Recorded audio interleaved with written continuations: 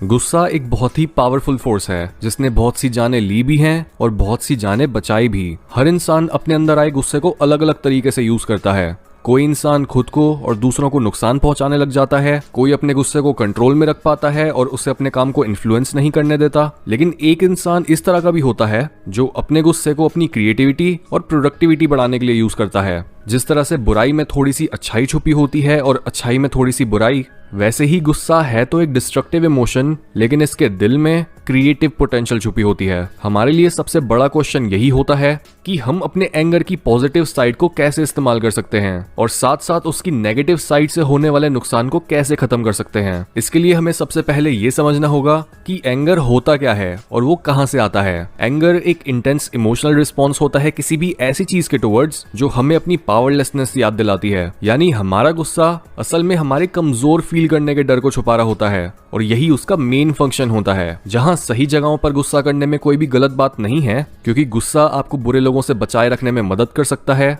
वहीं जिस गुस्से की हम बात कर रहे हैं वो कभी कभी सिर्फ एक्सट्रीमली डेंजरस सिचुएशंस में नहीं, बल्कि कभी भी कहीं भी और किसी पर भी निकल जाता है, जिससे हमें खुद ही नुकसान होता है। ये गुस्सा हमारी इस रियलाइजेशन को छुपा रहा होता है कि कोई चीज जो हमारे कंट्रोल से बाहर है वो हो गई है और अब हम उसके बारे में कुछ नहीं कर सकते। हद से ज्यादा पावर आसानी से एक इंसान को बहुत सॉफ्ट बना देती है, क्योंकि इतने पावरफुल इंसान को किसी से लड़ने और अपनी जान बचाने की जरूरत नहीं होती, उसके लिए दूसरे लोग लड़ाई में जाते हैं। वहीं हद से कम पावर एक इंसान को बाहर से बहुत हार्ड बना देती है ताकि वो बद से बदतर सिचुएशन के लिए पहले से तैयार रहे। जब एक इंसान अंदर से खोखला होता है और उसे ये लगता है कि वो एक बहुत छोटा इंसान है जिसकी समाज में ज्यादा अहमियत नहीं है, लेकिन उसके आसपास बहुत से लोग ऐसे हैं जो उससे कई गुना ज्यादा पावरफुल हैं, तब उसकी यही फीलिंग गुस्से और कड़वाहट का रूप ले लेती है। हम एक ऐसे समय में जी रहे हैं जहां गुस्से को बस बुरा माना जाता है और उसे दबाए रखने की एडवाइस दी जाती है, जिस वजह से एक इंसान अंदर ही अंदर और भी ज्यादा टॉक्सिक और अनस्टेबल बन जाता है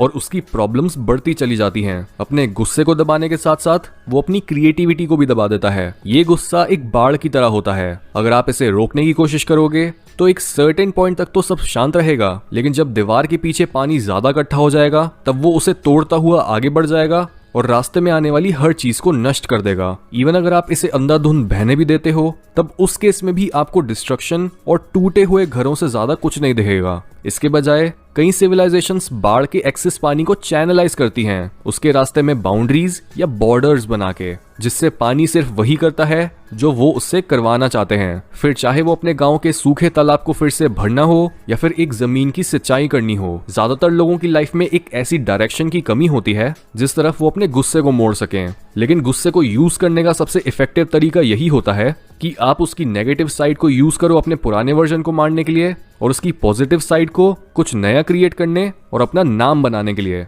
यूजुअली लोग अपने सेल्फ डेवलपमेंट के रास्ते पर निकलकर एक जगह पर जाकर अटक जाते हैं, क्योंकि वो आगे तो बढ़ना चाहते हैं लेकिन वो अपने पास्ट बिलीफ्स, एक्सपीरियंसेस और नेगेटिव मेमोरीज का इतना ज्यादा बोझ साथ लेकर चल रहे होते हैं कि बिना अपने पुराने सेल्फ को सिंबॉलिकली मरने देने के वो आगे बढ़ ही नहीं पाते। यहाँ पर गुस्से की डिस्ट्रक्टिव साइड काम आती है। यानी सबसे पहले अपने गुस्से को यूज करो अपने सच तक पहुंचने के लिए। अपने आप से पूछो कि आप अपने आप से क्या चीज छुपा रहे हो और आपकी इस पावरलेसनेस वाली फीलिंग का जन्म कैसे हुआ था। अगर आप सच में इस क्वेश्चन का आंसर चाहते होगे तो आपकी साइकी आपको सिंबल से भरे हुए सपने दिखाने लगेगी, जिसे इंटरप्रेट करके आप अपनी रियलिटी की मिसिंग अंडरस्टैंडिंग को कंप्लीट कर पाओगे। या फिर आप बस सिंपली अपने पास्ट के बारे में लिखना शुरू कर सकते हो और ये देख सकते हो कि आपको अपनी कौन कौन सी भूली हुई मेमोरीज याद आती हैं। इसके बाद आपको अपने गुस्से की पॉजिटिव साइड को यूज करना है, अपने इंटरेस्ट को एक डिसिप्लिन के साथ फॉलो करके। अगर आपका गुस्सा बाढ़ का पानी है तो आपका डिसिप्लिन उसके आसपास खड़े करे गए बॉर्डर्स हैं और आपके इंटरेस्ट्स या पैशन उस पानी से उपजाऊ बनने वाली जमीन है।